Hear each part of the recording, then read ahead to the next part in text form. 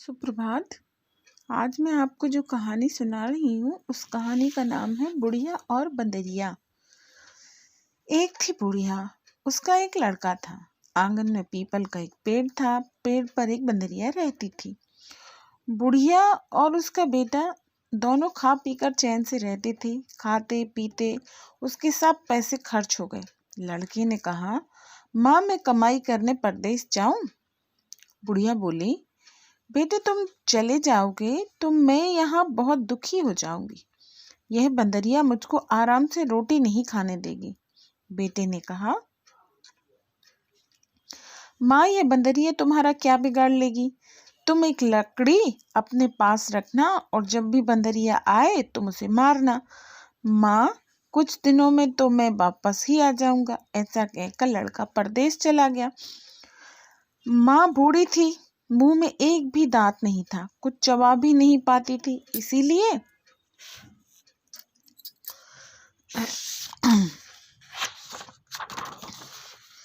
वह रोज खीर बनाती और ज्यों ही उसे वह थाली में ठंडा करने रखती, पेड़ से नीचे आग कूदकर बंदरिया घर में पहुंच जाती।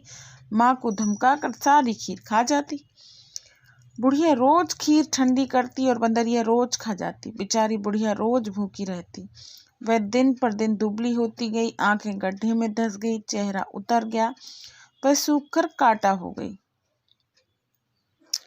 होते होते एक साल पूरा हुआ। लड़का घर लौटा। लड़के ने कहा, माँ तुम इतनी दुबली क्यों हो गई? तुम्हें क्या हो गया है? माँ ने कहा, बेटे हुआ तो कुछ भी नहीं, लेकिन यह बंदरिया मुझे कुछ खाने ही नहीं देती।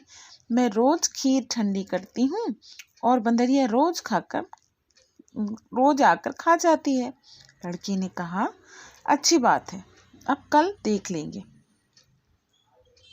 सवेरे उठकर लड़के ने सारे घर में गीली मिट्टी फैला दी। सिर्फ रसोई घर में माँ के बैठने लायक सूखी जगह रखी। माँ ने रसोई बनाई, घी चुपड़कर गरम नरम नरम चपाती थाली में रखी और दूसरी थाली में खीर ठंडी की। लड़के ने आवाज लगाई, बंदरिया ओ बंदरिया आओ खीर खाने आओ। बंदरिया तो तैयार ही बैठी थी, कूद कर अंदर आ गई। बंदरिया हाथ पैर ऊंचे उठाती जाए, नाक भूख चढ़ाती जाए, पूछती जाए, मैं कहाँ बैठूं? लड़के ने एक दहकता हुआ पत्थर दिखाकर कहा, आओ आओ बंदरिया बहन, सोने के इस पाटे पर बैठो। बंदरिया कूद कर जा बैठी। बैठते ही बुरी तरह जल गई। फिर हाय राम मैं जल गई कहती हुई भाग गई। Okay bye, take care.